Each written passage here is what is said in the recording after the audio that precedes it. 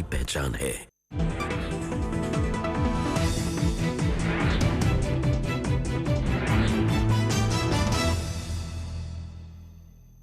नमस्कार, बुलेटिन में आपका स्वागत है। आपके साथ मैं हूं जीनत सिद्दीकी। शुरुआत करेंगे खबरों की।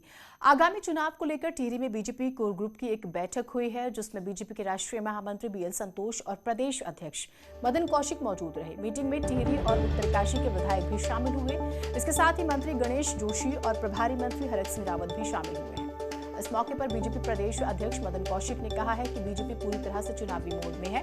दिसंबर तक के तय कार्यक्रमों के तहत आज की बैठक हुई है। टिहरी और उत्तरकाशी जिले की अलग अलग बैठक हुई।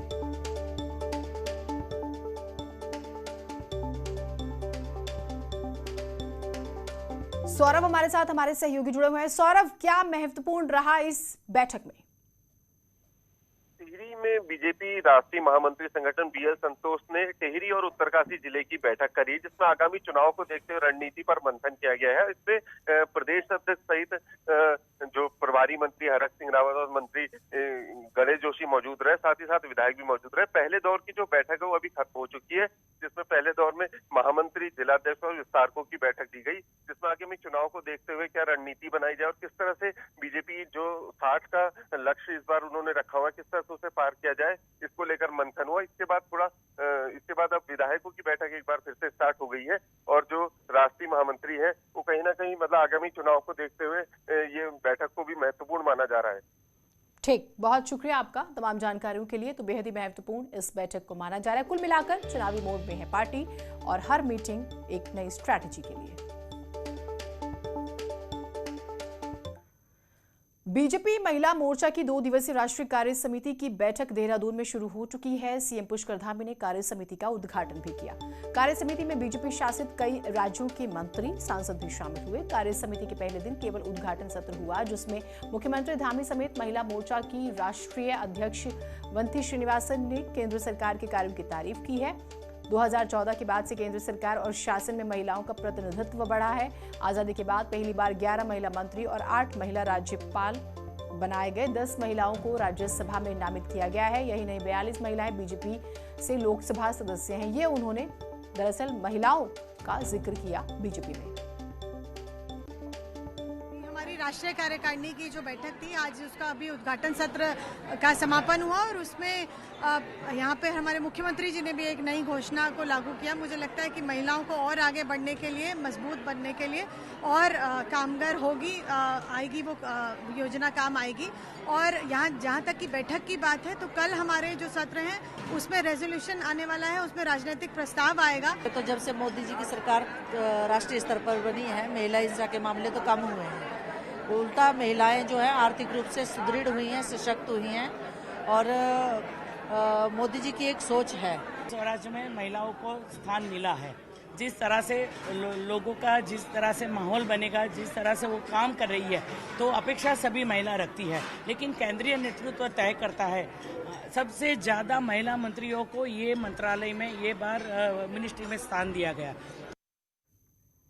प्रदेश में कार्यरत 20,000 उपनल कर्मियों की वेतन बढ़ोतरी मामले का प्रस्ताव कैबिनेट में नहीं लाया गया, जिससे मंत्री हरक सिंह रावत और मंत्री गणेश जोशी की नाराजगी के बाद सरकार बुधवार को एक बार फिर से कैबिनेट मीटिंग बुला सकती है। माना जा रहा है कि इस मीटिंग में उपनल कर्मियों के साथ ही आशा और आंगनवाड़ी वर्कर्स के वेतन बढ़ोतरी के मसले पर भी फैसला लिया जा सकता है।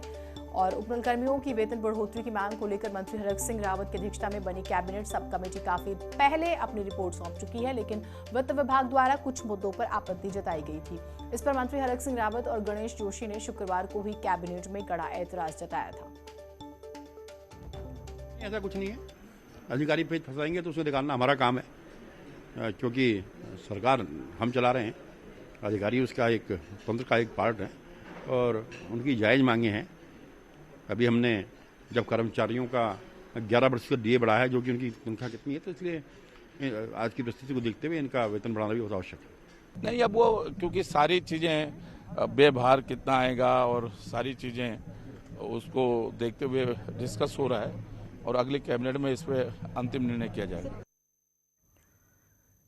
चारधाम यात्रा को लेकर सरकार एक बार फिर से कोर्ट जाएगी। मुख्यमंत्री पुष्कर धामी ने बीजेपी महिला मोर्चा की कार्य समिति की मीटिंग में ये बयान दिया। मुख्यमंत्री ने कहा है कि चारों धामों में श्रद्धालुओं की संख्या जो फिक्स की गई है वो बेहद कम है। इससे पर्याप्त संख्या में लोग दर्शन नहीं कर पा रहे हैं। इसी वजह से कोर्ट से फिर से आग्रह किया जाएगा कि यात्रियों की संख्या के मामलों में छूट दे दी जाए। कोरोना महामारी के कारण से पूरे देश के अंदर जिस प्रकार का वातावरण था, वो उससे हमारे यहाँ हाईकोर्ट ने उस पर रोक लगाई हुई थी। हमने हाईकोर्ट से फिर से अनुरोध किया कि अब ये महामारी समाप्त हो गई है या कम हो गई है, आपने ये रोक हटा दीजिए। पूरे देश के लोग यात्रा करना चाहते हैं, यहाँ पर धार्मिक तीर्थाटन के लिए आना चाहते हैं, तो कोर्ट ने अभी हमें कुछ शर्तों के साथ यहाँ पर यात्रा करने की परमिशन दी है। लेकिन हमने कहा है कि परमिशन काफी कम है। 800 लोग, 600 लोग, 500 लोग, 400 लोग, इतने से काफी कम लोग अभी दर्शन कर पा रहे हैं और लोगों को असुविधा भी हो रही है। हमने फिर से माननीय न्यायालय से अनुरोध किया है और जल्दी हमको छूट मिल जाएगी। और मैं तो आप सब लोगों से कहूंगा, आप लोग देश भर से आए हैं, आप लोग बताइए कि अब वहां पर यात्रा शुरू हो गई है और सभी लोग यात्रा करिए। मैं आमंत्रित करता हूँ आप सब लोगों को यात्रा करने की। उधर कुछ दिनों पहले कांग्रेस प्रदेश अध्यक्ष का एक पोस्टर आया था जिसमें उन्हें भगवान गणेश दिखाया गया था।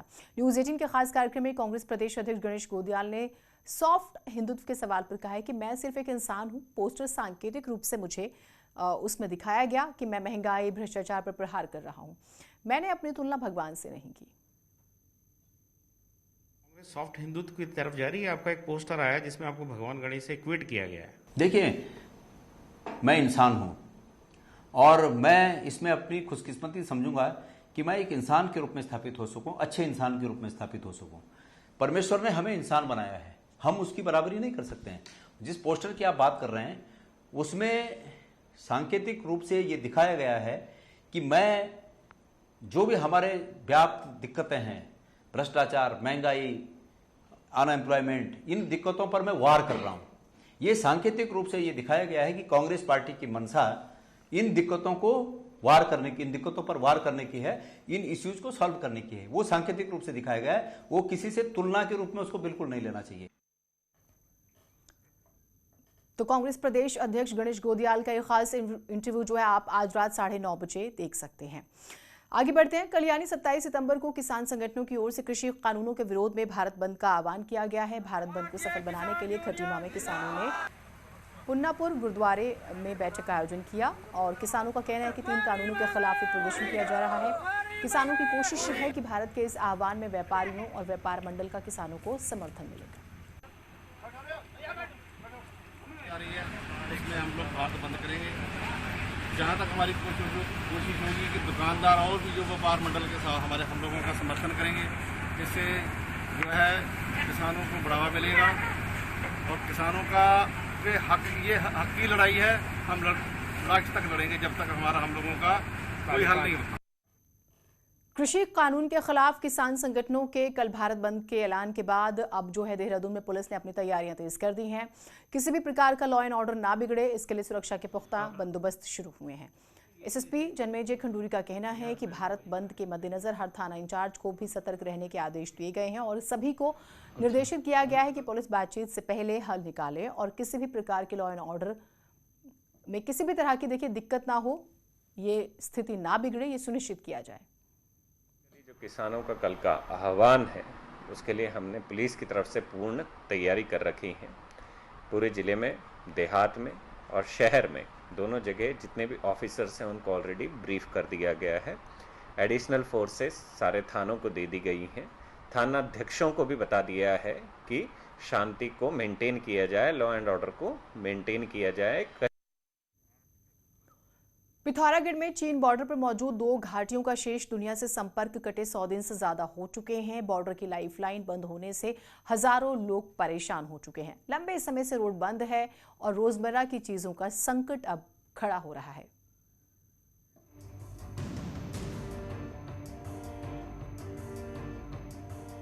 सोलह जून को आई आसमानी आफत ने दारमा और चौदास घाटी को जोड़ने वाली रोड को तबाह कर डाला। बॉर्डर की इस अहम रोड में एक नहीं दर्जनों जगह भारी लैंडस्लाइड हुआ है। हालात ये हैं कि 70 किलोमीटर की इस रोड को कार्यदायी संस्थाएं 100 दिन में भी सिर्फ 8 किलोमीटर ही खोल पाई हैं। इस रोड पर कई वैली ब्रिज भी जमींदोज हुए हैं। कुछ ऐसा ही हाल व्यास घाटी का भी है। व्यास घाटी से होकर ही लिपू लेक दर्रे तक रोड पहुंचती है, लेकिन हल्की बारिश में ये रोजाना जगह जगह बंद हो रही है।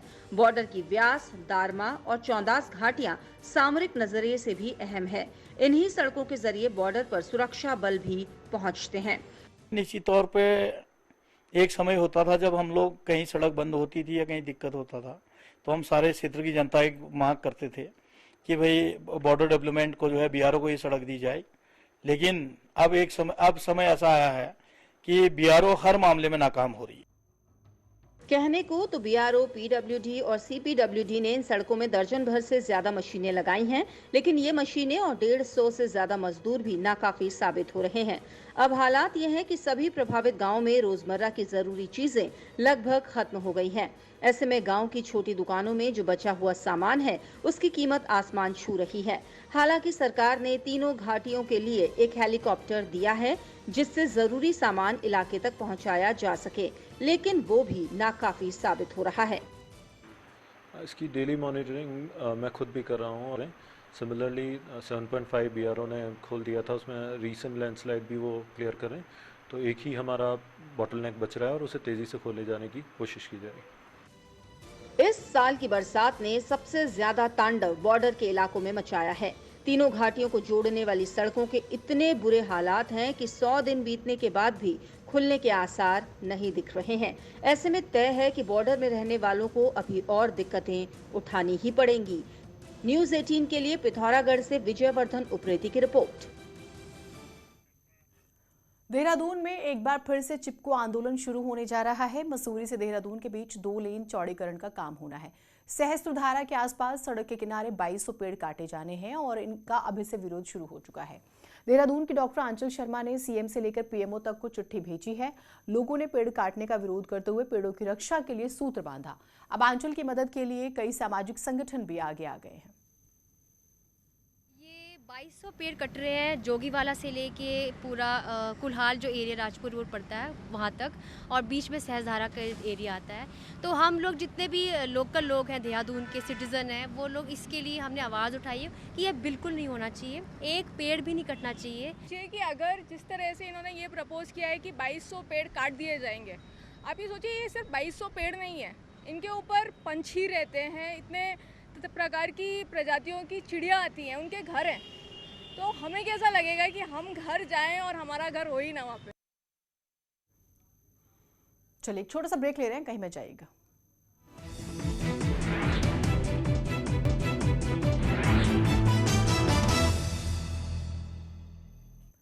नैनीताल में हाई कोर्ट के आदेश के बाद हुआ सड़क का चौड़ीकरण पार्किंग का अड्डा बन गया है। हालात ये हैं कि चीना बाबा चौराहे से स्टेट बैंक चौराहे तक सड़क बाइक, टैक्सी और प्राइवेट वाहनों की पार्किंग के रूप में तब्दील हो चुकी है। कई टैक्सी कारोबारियों ने सड़क को अपनी पार्किंग के तौर पर इस्तेमाल करना शुरू किया हुआ है। और नैनीताल में जाम को देखते हुए हाई कोर्ट ने मोहनपुर चौराहे से स्टेट बैंक तक सड़क चौड़ीकरण किया था, लेकिन सड़क जो है अब वो पार्किंग में तब्दील हो चुकी है। चौड़ीकरण हुआ हो इस मकसद से हुआ हो कि भाई ट्रैफिक को सुविधा मिले, तो चौड़ीकरण करने के बाद अगर कोई 2 व्हीलर बाजू में खड़ी कर रहा हो या 4 व्हीलर गाड़ी खड़ी कर रहा हो, दुकान लगा दिया हो किसी ने, तो जो भी ऑब्स्ट्रक्शन कर रहा है गाड़ी को, तो वो ऑब्स्ट्रक्शंस को दूर किया जाएगा। जो एक और छोटा सा ब्रेक ले रहे हैं, कहीं मत जाइएगा।